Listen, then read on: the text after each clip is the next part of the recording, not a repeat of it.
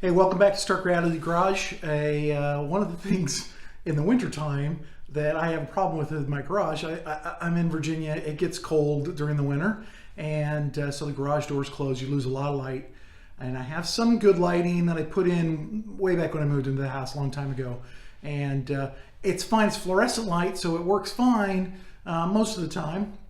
But in the winter, those fluorescents lose their ability to make light. They're less effective.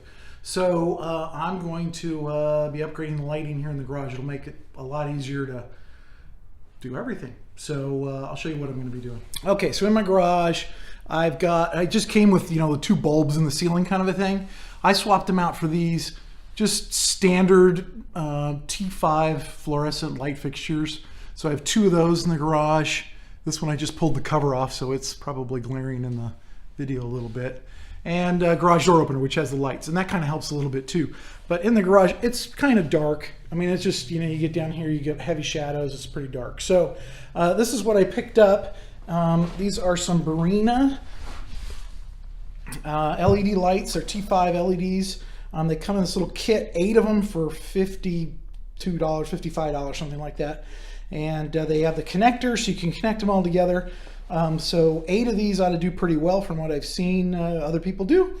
So I'm gonna try and figure out what it takes to get these up. They should be pretty easy to just mount right onto the drywall, but I think the bigger thing will be figuring out some kind of a pattern that'll work here in the garage, tied off of the power that's right in the middle of each of these. So we'll figure out, so I think maybe 2 here and 2 up front on both sides ought to do pretty good.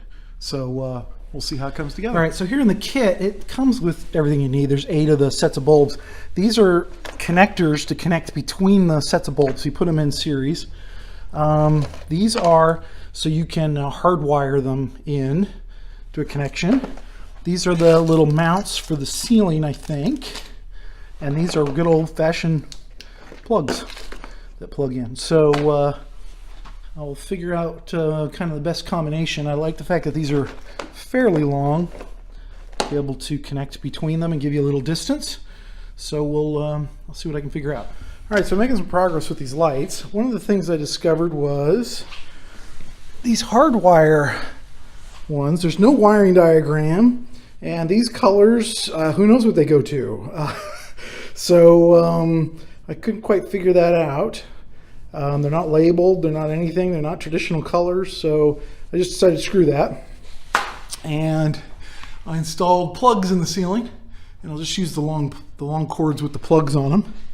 And they're working out just fine. Obviously you got the little 3-prongers that stick into the backs, and then you got the little extension cords and the little wire clips to connect them on. And you also have, if you wanted to butt them up against each other, you can use these.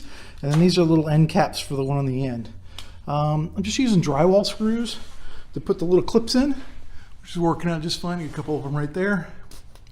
And they're going up all right. Now, I do have this bulb is a kind of a bummer. It only kind of half lights up. And if you whack it and smack it, it tends to come all the way on. So I'm going to put that kind of in the least important spot in the garage.